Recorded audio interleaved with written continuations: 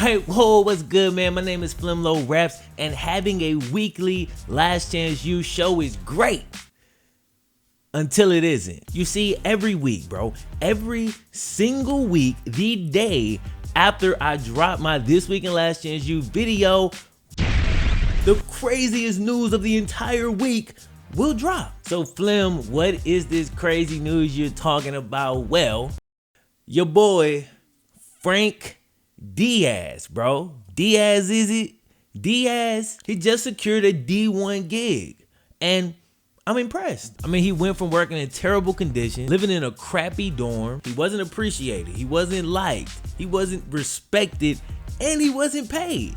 It was a terrible place for him to be. So he went from that to a D1 program. And because he was working for free, there's literally no way he's making less money now than he was then. So this is a win for Frank. And if you want to go and, bro, where's my ring? Let me if I don't find. Better. I was a close one. Now, fellas, if y'all enjoyed this video, do not forget to click the thumbs up button and subscribe if you're brand new. Be sure.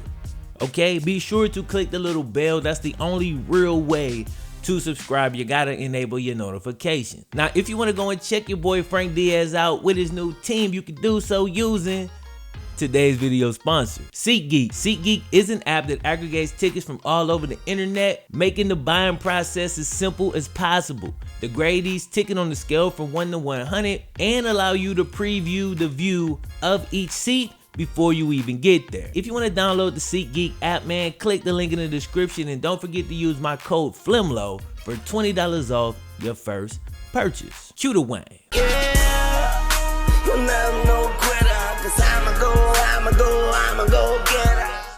So, Last Chance FAU does it again. They have hired Frank Diaz. Now, if you're keeping score, this makes Frank Diaz from Indy, Last Chance U School, Clint Trickett from EMCC, Last Chance U School, Tim Bonner and DeAndre Johnson are there right now, EMCC players. Remember, John Franklin went there his senior year. Now, all they got to do is get a player from Indy, and they've checked every single box. So Frank Diaz secured a gig on FAU's offensive staff, and I'm not gonna lie, I did not see this coming. Now again, Last Chance U is a show and it's edited, but when I watched the show, I got the impression that Frank Diaz was pretty weak.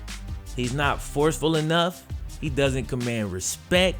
And due to all of these weak personality traits, I thought it made him a poor coach. Now what we don't get to see is Frank like on the board or drawing a play or whatever like that. So maybe it's possible, right? Maybe he's really good at that side of coaching.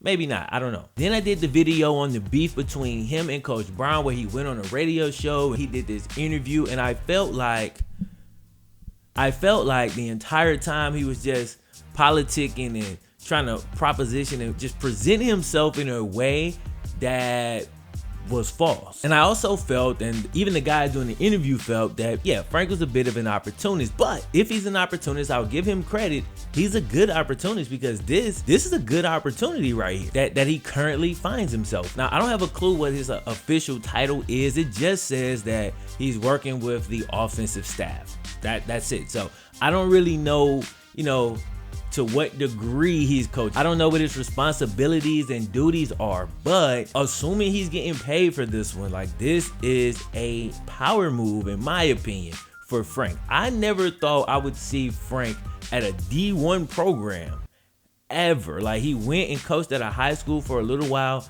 after Indy. That didn't last very long. At that point, I figured probably go around the rabbit hole a little bit and fizzle out and land at, like a D2 school or another JUCO or something like that. And I know that FAU might not be the most glamorous school, but it's a D1 school, man. You have a very notable coach there. So you're now a part of his staff. That's a big deal for Frank. Now, FAU's not having the greatest year. They're 2-3, 0-1 in the conference, and they're currently last in the Conference USA. Now again, they're 0-1, like they can go from last to first in like 2 weeks, but currently that's where they sit. Now, I talked in yesterday's video about how because they weren't playing great and they weren't getting great quarterback play, that DeAndre Johnson should get an opportunity. He's never had an opportunity to start, but this Frank Diaz move kind of makes me think that that's not about to happen. And the reason is because what I know Frank Diaz for, and I don't know how Lane Kiffin sees him, but what I know him for is dealing with difficult quarterbacks, right? When I saw him, that's what he was doing. He was dealing with Malik Henry, who was the most difficult quarterback I have ever seen. All right, we all love Malik, but come on, bro. Malik was a lot during season 3. 17's a bitch, right, Eddie?